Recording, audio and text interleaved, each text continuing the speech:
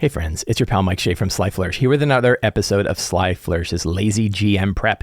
In this weekly show, I go through steps from Return of the Lazy Dungeon Master while preparing for my Sunday role-playing game. In this case, we are running the game Shadowdark by Arcane Library in the setting known as the Gloaming, which is part of Cursed Scroll 1, also by Arcane Library. This show is brought to you by the patrons of Sly Flourish. Patrons get access to awesome tools, tips, tricks, supplements to help them run their role-playing games. They get to join the awesome Lazy RPG community over on Discord, and they get to help support me and the work that I do here. To the patrons of Sly Flourish, thank you so much for your support. Oh boy, last week was rough. I killed another character last week. There were only 3 characters, so we had some people out, and we had 3 characters. And I had said in my strong start that it was going to start with them facing a couple of the members of Mugdalblub, the Knights of Mugdalblub, this group of like the evil Knights of the Round Table that worship a giant ooze monster instead of worshiping King Arthur. And I knew, and I was going to have them kind of invade the town, and there would be like a bunch of ooze folk that were attacking the town folk, and then the characters would get involved and face whatever the main boss was. And I decided I was going to cut it back down to just one, because there's only 3 characters, and these were pretty tough monsters. So I hedged, which is a very non-Shadowdark-like thing to do. Except when there's only 3 characters, there's only 3 characters. And this isn't the kind of situation where I'm rolling a random encounter and they have opportunities to run away and stuff. They did run away. They actually left. And it was against, so one of them, and I picked the Fire Giant. I thought the Fire Giant would be a good one. Now, these characters are level 6. I think they're like level 6 and 7. They're pretty high in Shadowdarky terms. Like Shadowdark is a 10-level system. And so I was like, okay, they're level 6 or 7. So a single Fire Giant shouldn't be too out of hand. And it isn't. It's considered, if you go by the encounter building rules that are inside Shadowdark, which of course are loose rules, and I'm not blaming them for this. Say, yeah, that's about right. But holy cow, this Fire Giant beat the crap out of them, including killing one of the characters. So, it's level 9, and they're level 6 or 7. And actually, I didn't read it right, and I only gave him 2 attacks instead of 3 attacks. 3 attacks at +9 for 2d12 damage is going to wipe out a lot of people. It is a really, really strong monster. I didn't really add any mechanics about the fact that they were like an ooze knight. I just used my words to describe this giant ooze knight guy. And he wasn't immune to fire, for example. I got rid of the immunities because he's an ooze creature, but they were worried about acid, and I said no, the acid still affects him because he has crystalline armor, and the crystalline armor can get burned down by acid. So, but he smushed one of the characters. He smushed one of the brand new characters, which was, I want to say Johnny Applesauce, but that's not his name. His name was Bram Apples. So they met Bram Apples, who went down into the vaults of Memnon to go because some of his apples fell down there. And he went down there and they met him and he saw a bunch of things. And then he came up and he became a champion of Memnon. And so he came out and Bram Apples, they were facing off against this Knight of Mugdalblub, which was Garavat of Vol was the name of the knight. And he's just smashing them. And they're up and down and they're casting heals and he's deadly. And finally, Irina and I think it was Morgan and Calum and Bram Apple. So it was 2 of the longer term characters. And Morgan just threw herself off the edge of the pit and landed on a floating mattress that they had stolen. And then Calum used fly and telekinesis, I think, and they flew away on a magic bloody mattress because there was a house full of people and the guy says, I'm gonna hide behind the house, and then the giant smashes the house with a hammer and everybody inside is killed. And we made this, he took like a graham cracker and he used the graham cracker on our battle map to represent the house that he wanted to hide behind. And then I said, okay, and Garavat of Vol comes over and smashes it. And I just picked up the graham cracker and ate it. And he's like, and everyone laughed. And then we took a bunch of popcorn kernels. We said, these popcorn kernels are the pieces of the house, which then Calum used to like wrap around the Fire Giant to try and pin him in place. And then I said he sweeps his huge hammer and I just ate all the popcorn. And I'm like, there's nothing between you and this dude now. And so finally Bram Apple stood up against him and Morgan and Calum left and the guy took his huge, I think Calum or Bram Apples was already down. He'd been knocked unconscious. And as the other two flew away, Garaved just took his huge foot and just smashed it, and applesauce went like out in a huge pile, and everyone, oh, Bram Apples, no. And the player who was playing Bram Apples was like, oh, shadowdarklings.net. I smell the smell of ozone and plastic in the air. And he printed a new character sheet for a new character. So we have a new character for one of the players today. Did I put them in? I didn't put in the new character. I suck. Who were they? Were they another? I think it's another wizard. I think we now have like lots of spellcasters. But Bram Apples is now departed and should go into the glorious dead. So we'll do that. The 16th dead character in this campaign. Smashed into applesauce by, and what was the guy's name? By Garaved of Vol, the champion of Mugdalblub. Whoops. Characters. So the characters flew away, and they also recognized not only did they lose Bram Apples, but they lost all of Bram Apples' gear, which included Prophecy, a really powerful longsword, and armor and stuff like that. So the new character doesn't have any magic items. It's significantly reduced in power. The whole group is less in power because they lost a suit of very fancy plate armor and a javelin, and like 3 artifact level magic items died with them. Now they don't know it, but those items are still back at, if they ever go back to the camp, they will find those items once again.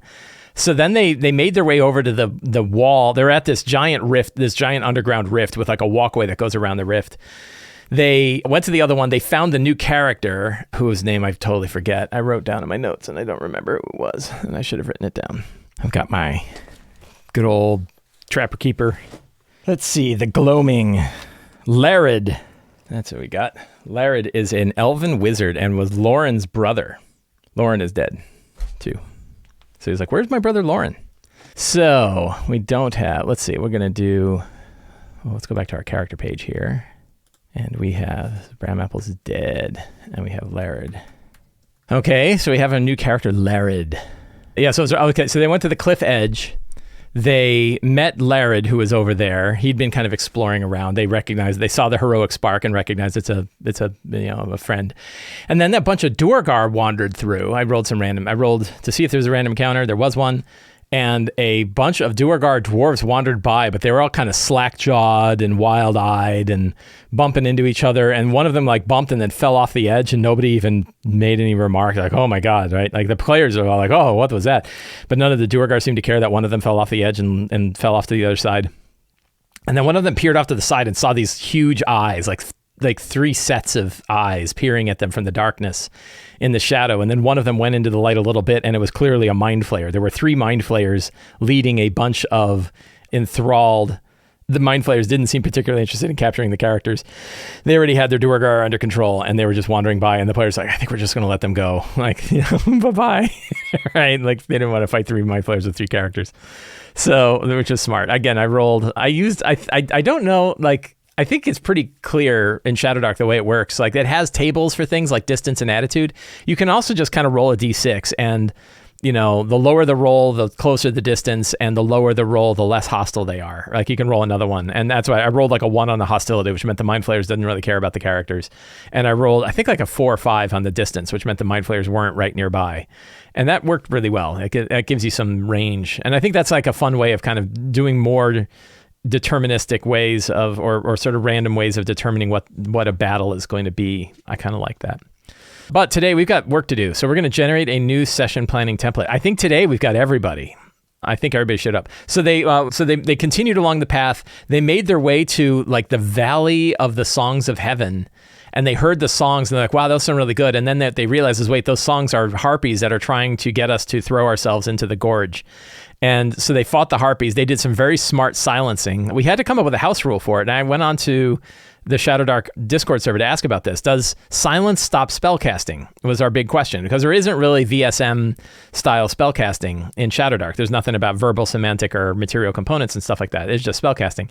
I ended up arguing that yes, it would stop spellcasting. And to me, it would make sense that spells would have vocal components and that you would be able to stop spells with silence. Otherwise, silence doesn't seem as useful. But it meant in this case that it was bad for the characters because they couldn't cast spells while they were in silence. They came up with some crafty ways of tying themselves to and like essentially an immovable rod, so that if they did get hit by the song, they would throw themselves off but not go very far, which actually happened, and then made their way past. And I accomplished my number one goal, which was get them to the front door of Last Watch, the demonic keep of Ramlot. And that is where our game starts today, is at the demonic keep of Ramlot.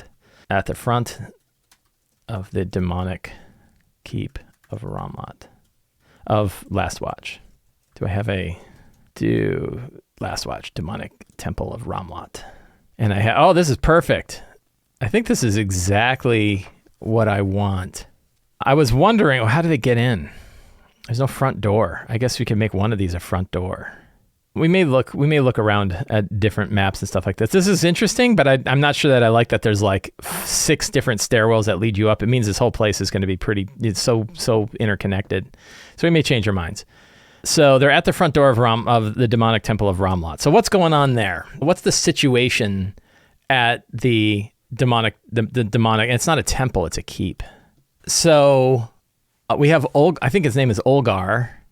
It's a terrible name, but it is what it is. Let's look in the past. Well, we're going to steal some secrets. Riders of Mugdalblood, we already did that. Shimmering Valley, Rift of the Underworld, we did that. Fall of Oblivion, yep, we did that. Olgar, champion of Ramlot, plans to rule over the Gloaming once it has been devoured and digested by Almazat. I don't know if that's what he wants or not. We'll keep that handy. Worlds devoured by Almazat aren't completely lifeless. Remnants remain. Portal to Ramlot's abyssal realm sits in the depths of Last Watch. Olgar has summoned an army of demons and demonic orcs to rule over Last Watch. Torments and keeps Haldren alive to learn what he can about the worlds beyond. He wants to invade multiple worlds too. Fortress of Ramlot, built centuries ago by Orc warlord known as Draga Doombearer. These are all good. Orc tribe of the Lightless Rangers was decimated by Olgar's orcs of Ramlot. Remaining members are imprisoned. I like that. Lightless Rangers served as guides, scouts, and protectors for those of noble heart traveling the Shimmering Valley. That's great. These are all good. So we're going to take all of these guys. That gives me a whole bunch of secrets. I can just port right over to my current game. 1, 2, 3, 4, 5, 6, 7, 8. So I got 8 secrets. We'll add some more. So I think. So do I want? So we have Olgar. Olgar is a Glabrazo who is wielding a sword, a very powerful sword that is capable of severing of hewing a god. Does he want to become a god? I think like Olgar, but if he is, he's a follower of Ramlot. So we could have, here'd be a fun secret. So Olgar plans to rule over the Gloaming. Olgar secretly hopes to use the Memnon's sword of, what's it called? Hopes to use Memnon's discordant blade to kill Ramlot.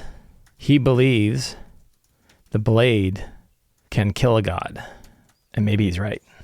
What does he want? Let's see. This is an important one. The sphere of annihilation floats in the many hands of a statue of Ramlot. I actually have a cool Dwarven Forge setup that I made for my Wednesday game that I might reuse for this game. So I think I might try packing it up and bringing it with me. This was the build I built for my Wednesday game, but I think this would be a really cool. I could reuse this very easily. I don't know if they'll get there today. If they don't get there today, that'd be great. But I think it looks really fun. Nice big, and we haven't used Dwarven Forge setups for our Shadowdark game, so it might be kind of fun to do. I've got a cool statue of Hexor that would actually be a really good statue for Ramlot. I have a Glabrazo mini, which would be great. So I could do just slight modifications to this and make it work. So I might pack that up. It's kind of hard to pack. It's 3 levels. I'll have to pack 2 boxes. And I'll have to grab like my demon boxes and my orc boxes for all the minis I'm going to need, because I don't know which ones I need. So we'll see. So what's going on here? I guess the things that are going on are in the secrets and clues. So one thing I want to do, so what could be happening at the front of it? Is there a situation that is going on there now? Are they battling? So there's like guards at the front. I think I think one thing I want to do is I want to kind of offer like 3 ways to get into this thing, which is why I'm not sure that map is going to work. So let me try to see if I can find another map. I'm going to my Dyson. Oh, well, it's going to take a while to load. I'm going to my Dyson map tool to help me find a good map. I'm ideally looking for one. It doesn't need to have 2 layers necessarily, because I can always use 2 maps and have 2 layers.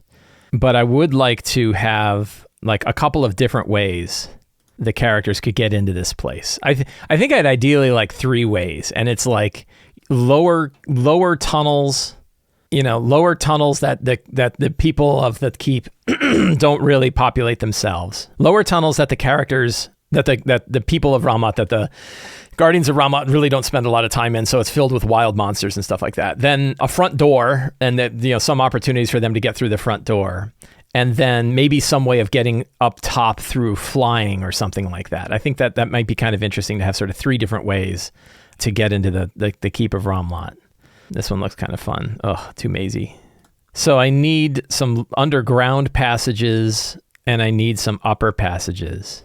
I actually have one that I am using for a Patreon product, and maybe I can use that because I know what that one's like, and it actually is perfect. This one might work really well. I'm calling it Bone Spur Keep. There it is. So this is and it's pretty big. Is it too big? And it doesn't have one central chamber like that big chamber that I had. So maybe this isn't perfect for it. But this was an idea of one that I could use, because you have like an upper keep. You have sort of like the one way in. You have kind of a fun bridge in the back. You also have like lower passageways that they could break into. So it kind of works. And I guess like they're not going to actually see the full map. So I could just replace any one of these rooms with my big Dwarven Forge setup, and no one would be the wiser. No one would care because they're not looking at the actual map. So I think that this one is not bad. So I think we're going to print this. It has a ton of rooms. Let's see, I don't want to do that. We're going to open it in preview. So it's awfully big. And I don't know that I want to fill the whole thing out till I know what direction that they're going to go, which one of the paths. But this has all 3. So like they have ways that they could break in from below in the lower part of the map. And then that would take them from one area to another area, like, and this could be kind of like, weird monsters and then crypts, and then the castle itself. Then the castle has a bridge that they could infiltrate, and like a back tower that they could infiltrate. And I think there's like I think we'll have a wyvern that operates there. So it might be fun to have like a wyvern roost. That could work well. I could skip some of this stuff. Like I don't need to necessarily have multiple levels of everything else. So I don't think it's too bad. So I think we're going to use this. So I'm going to copy this image. I think I like it better. And the nice thing is, like, I know this map because I wrote a whole adventure around it for Patreon. Delete that guy. So I think the only hard part will be like filling in some of the details of this map, because I think I did it for my Patreon product. I'll show the Patreon product real quick. It's called Infiltration at Bone Spur Keep. It is an infiltration-based adventure written for the City of Arches.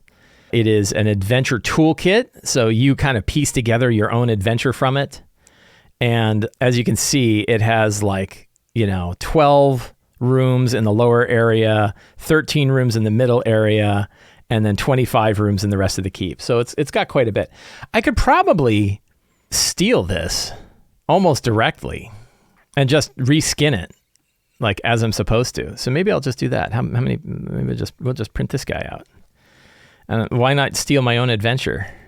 Actually, what I'm going to do is print this, because at least it has room descriptions, and the room descriptions would work fine.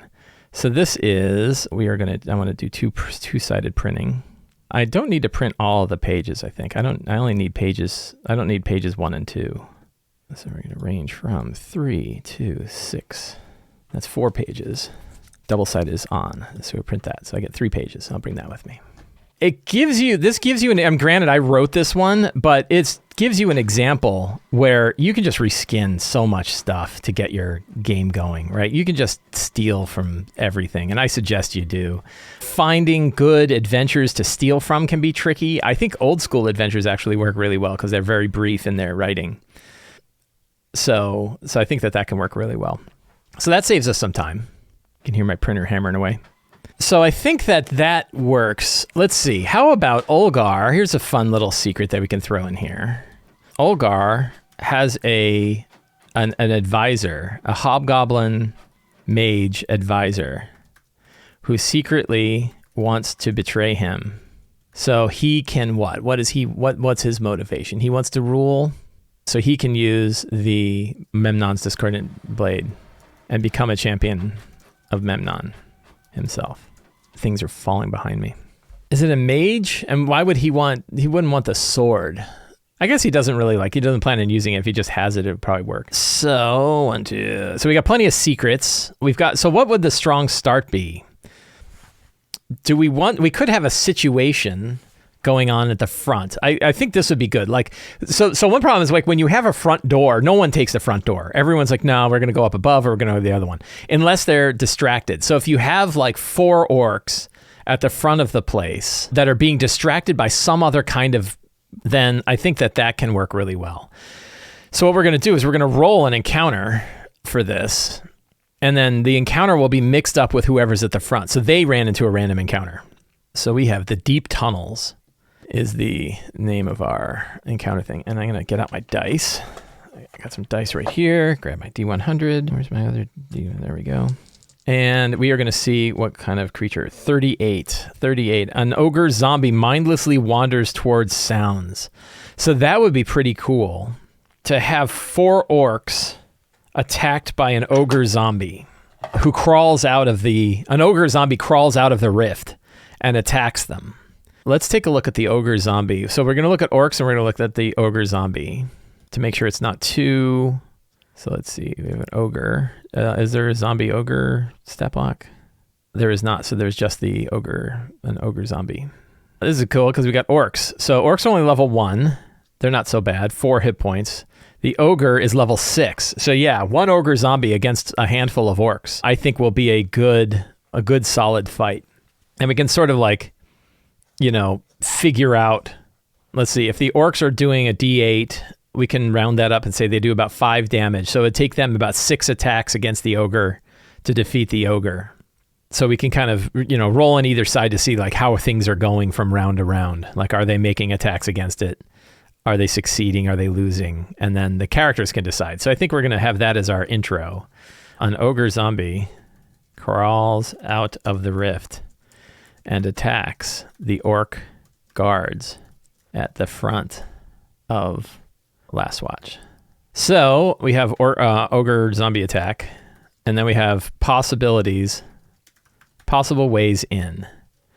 And the possible ways are the back bridge, the lower waterway, the front door, or the upper ramparts.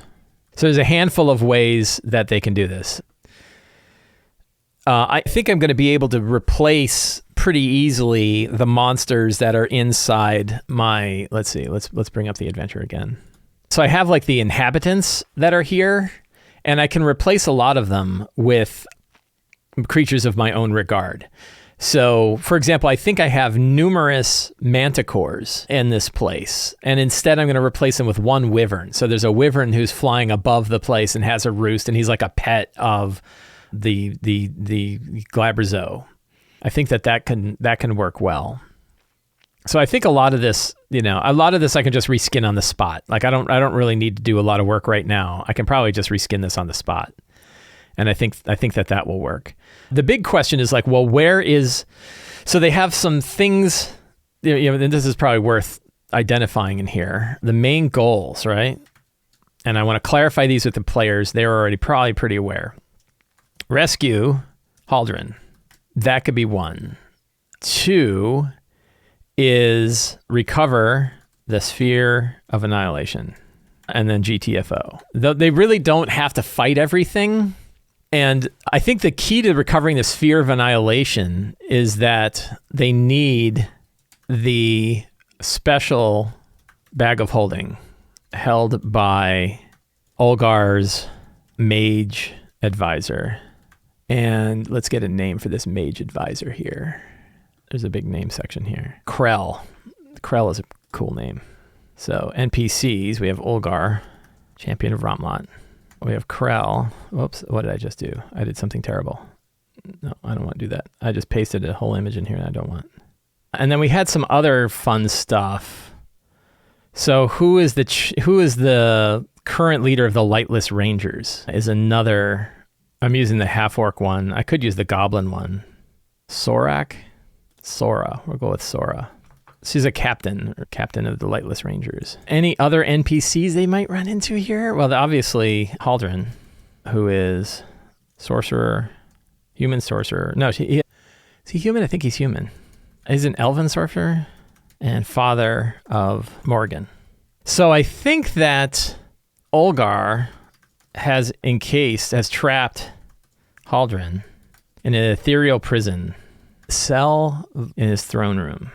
I think that's a good one. I don't need to worry about fantastic locations. We're going to kill that section. I do need to worry about NPCs. I don't think I'm really going to worry about monsters either.